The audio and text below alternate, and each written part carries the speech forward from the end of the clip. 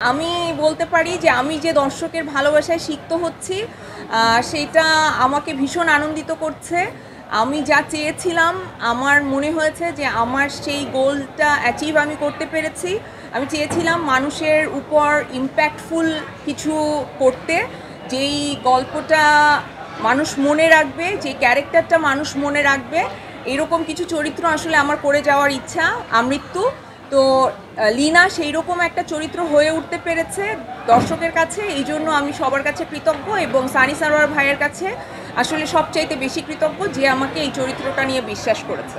দর্শকরা তো আসলে ভীষণ ভালো রিভিউ দিচ্ছে, আপনারা সবাই জানেন, রিভিউগুলো আপনারাই নিচ্ছেন। আমাদের টিম থেকে আসলে রিভিউ নিয়ে কেউ আপলোড করার মতোও নাই। সো আমাদের নিজেদের মোবাইল ফোন থেকে আমি ফোন দিয়ে রিপন ভাই আমাকে হেল্প করছেন, রৌনক রিপন ভাই, যে ভিডিওগুলো করছে এবং সেগুলো আমি আমার জায়গা থেকে আপলোড দিচ্ছি। কেউ যে আসলে আমাদের টিমের হয়ে মানে রিভিউগুলো নিবে সেই রকম একটা লোকও নাই। সো সব রিভিউ আপনারা নিচ্ছেন, আপনারা ভালো বলতে পারবেন যে দর্শক আসলে কি বলছে। কিন্তু আমি যতটুকু দেখেছি প্রত্যেকটা দর্শক আসলে প্রত্যেকটা চরিত্রের সাথে নিজেকে কানেক্ট করতে পারছে, ভীষণ ইমোশনাল হয়ে যাচ্ছে। গল্পটা বলছে যে এই সময়ের বাস্তবতার সাথে, এই সময়ের আমাদের সমাজের যে পরিস্থিতি সেটার সাথে অনেক বেশি রিলেভেন্ট। সো আমার খুব ভালো লেগেছে যে দর্শকের মানে যারা দেখছেন তাদের কাছে গল্পটা ভালো লাগছে। এখানে নারী দর্শক অনেক, এখানে যারা পুরুষ আছেন দেখছেন তারাও অনেক অ্যাপ্রিসিয়েট করছেন, কারণ আমাদের এই সমাজ ব্যবস্থায় আসলে সবাই যে অমানুষ হয়ে বেড়ে উঠেছে এরকম তো না, কিছু মানুষও তো হয়েছে। সো সেই মানুষগুলো আমাদের সিনেমা দেখছেন এবং আমাদের ভালো ভালো রিভিউ দিচ্ছেন। আমি তাদের কাছে সবচাইতে বেশি গ্রেটফুল, কারণ যে যারা আসলে এই সিনেমাটা পছন্দ করছে, স্পেশালি পুরুষরা, তারা সত্যিকার অর্থে মানুষ হয়ে উঠতে পেরেছেন বলেই এই ধরনের একটা গল্পকে তারা অ্যাপ্রিসিয়েট করতে পারছেন। এইটা তো আসলে দর্শক আমাকে হয়তো ভালোবাসে বলে তাদের কাছে মনে হচ্ছে, কিন্তু একটা কাজ, একটা সিনেমা কখনো একা করা যায় না বা একা টেনে নেওয়া যায় না। এটার পেছনে অসংখ্য মানুষের অনেক শ্রম থাকে এবং আমার টিমের যারা ছিল তারা প্রত্যেকে অসম্ভবভাবে পরিশ্রম করেছে।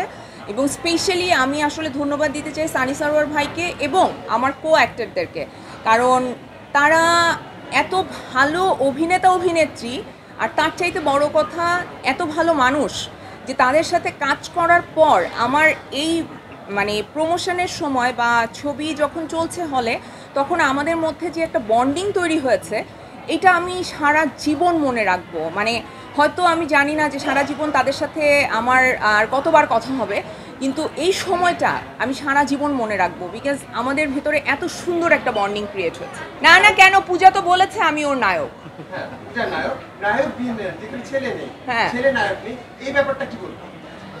এরকম সিনেমাও যে হতে পারে, এইটাই সানি ভাইয়ের কাছে আমি গ্রেটফুল যে এরকম সিনেমাও যে হতে পারে। এটা আমি অনেক বছর ধরে বলে যাচ্ছিলাম, যেটা আমি রেহানা যখন করেছি তখনও এটাই আমার উদ্দেশ্য ছিল, যে আমাদের সোসাইটিকে এমন কিছু দেয়া চলচ্চিত্রের মাধ্যমে যেটা হয়তো সোসাইটি দেখে অভ্যস্ত না।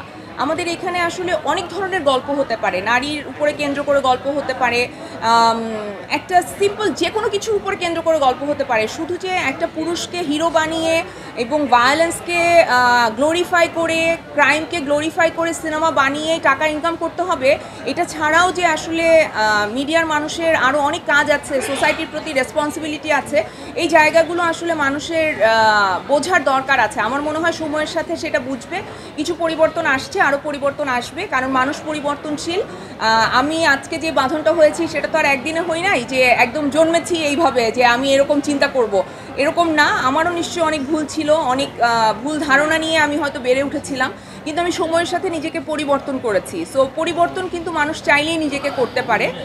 আর আমি আশা করব যে আমাদের মিডিয়ায় যারা প্রোগ্রেসিভ আছেন তারা ডেফিনেটলি এই ব্যাপারটা নিয়ে একটু চিন্তা করবেন।